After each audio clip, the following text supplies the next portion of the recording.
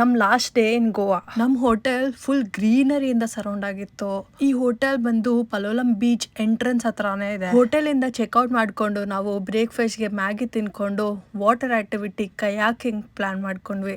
Life jacket ಹಾಕ್ಕೊಂಡು paddle ಹಿಡ್ಕೊಂಡು ಸಮುದ್ರದ ನಡುವೆ ಹೋಗೋ ಫೀಲ್ ಅದೆಷ್ಟು ಕಿಕ್ ಅಂದರೆ, ನೀರಿನ ಮೇಲೆ ತೇಲ್ತಾ ಸುತ್ತಮುತ್ತ ಸುಂದರ ನೋಟ ನೋಡಿಕೊಂಡು ಹಿಂಭಾಗದಲ್ಲಿ ಹಸಿರು ಪರ್ವತ, ಇದಕ್ಕಿಂತ ಬೆಸ್ಟ್ ಎಕ್ಸ್ಪೀರಿಯನ್ಸ್ ಏನಿರುತ್ತೆ ಹೇಳಿ.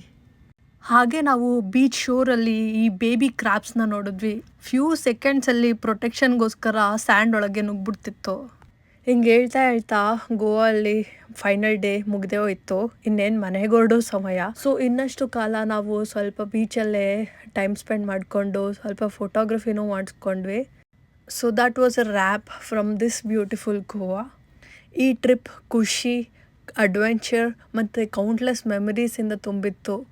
ನೇಚರ್ ಮಧ್ಯ ಎದ್ದೋಳೋದ್ರಿಂದ ಹಿಡಿದು ನಾವು ಬೀಚ್ ಎಕ್ಸ್ಪ್ಲೋರ್ ಮಾಡೋದು, ಕ್ಲಬ್ಸ್ಗೆ ಹೋಗೋದು, ಫುಡು, ಅಲ್ಲಿನ ವಾತಾವರಣ, ಅಲ್ಲಿನ ನೇಚರು, ಅಲ್ಲಿನ ಜನ ಎಲ್ಲ ತುಂಬ ಸ್ಪೆಷಲ್ ಆಗಿತ್ತು.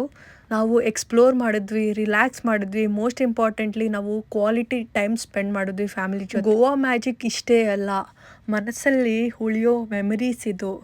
ನೆಕ್ಸ್ಟ್ ಟ್ರಿಪ್ಪಲ್ಲಿ ಮತ್ತೆ ಒಮ್ಮೆ ಭೇಟಿ ಆಗೋಣ. ಮತ್ತೆ ಸಿಗೋವರೆಗೂ ಬಾಯ್.